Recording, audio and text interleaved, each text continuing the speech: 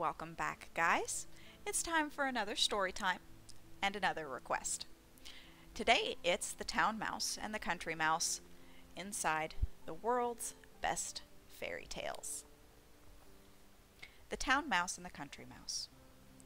Once upon a time, town mouse met a country mouse on the outskirts of a wood. The country mouse was sitting under a hazel thicket, plucking nuts.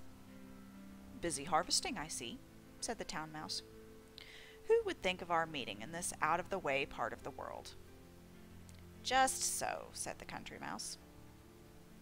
"You are gathering nuts for your winter store?" asked the town mouse. "I am obliged to do so if we intend to have anything to live upon during the winter," said the country mouse. "The husk is big, and the nut full for this year, enough to satisfy any hungry body," said the town mouse. "Yes, you are quite right," said the country mouse, and then she related how well she lived and how comfortable she was at home. The town mouse maintained that she was the better off, but the country mouse said that nowhere could one be so well off as in the woods and the hills. As they could not agree on this point, they promised to visit each other at Christmas. Then they could see for themselves which was really the more comfortable. The first visit was to be paid by the town mouse. Now, although the country mouse had moved down from the mountains for the winter, the road to her house was long and tiring, and one had to travel uphill and down dale.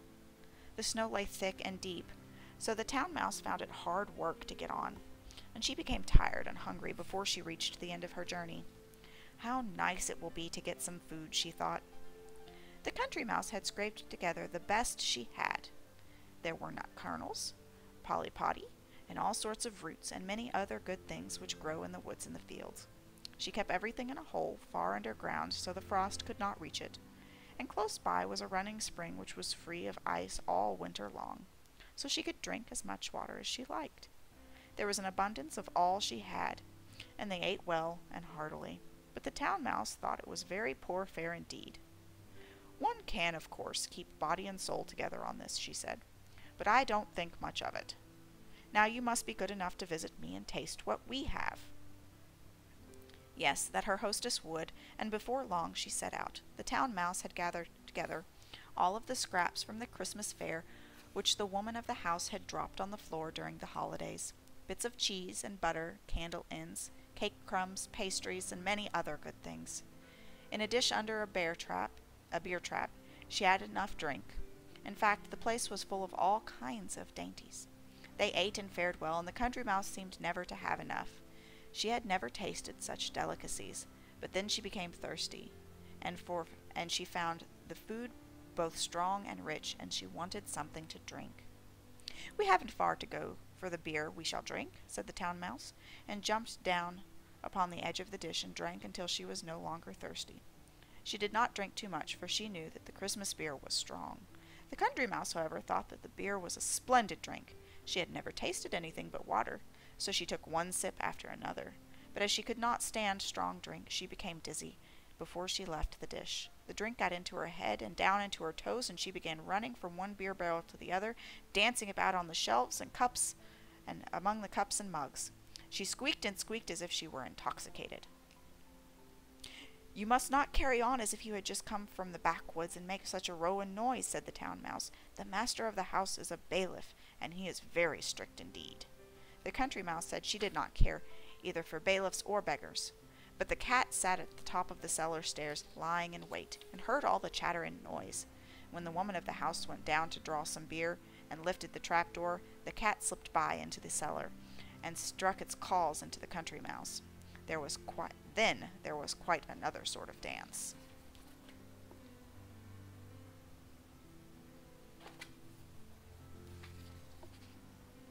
The town mouse slid back into her hole and sat safely looking on, while the country mouse suddenly became sober when she felt the cat's claws in her backs. "Oh, my dearest bailiff, be merciful and spare my life, and I will tell you a fairy tale," she said. "Well, go on," said the cat. "Once upon a time there were two little mice," said the country mouse, squeaking slowly and pitifully, for she wanted to make the story last as long as she possibly could. "And then they were not lonely," said the cat dryly and curtly. "And they had steak, and they were going to fry. And then they could not starve," said the cat. And they put it out on the roof to cool, said the Country Mouse. Then they did not burn themselves, said the cat.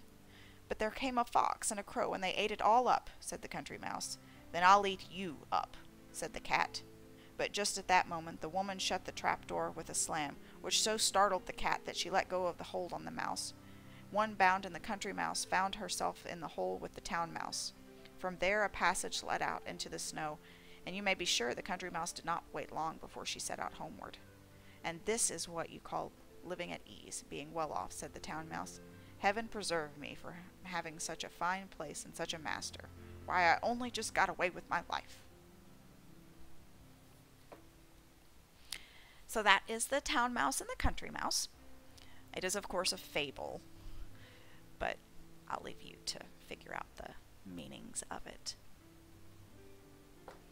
If you didn't catch it, there should be another video either coming out soon or just out. Snow White and Rose Red. It was also a request. I hope you enjoy both of them. And if you have any more requests, feel free to let me know. I will be happy to hunt them up. Like I said, we've got pretty much every fairy tale, well, not everyone, but a lot of fairy tales, and a lot you've probably never heard of inside my lovely little book here. And with that, I'll be signing off. Pachoo!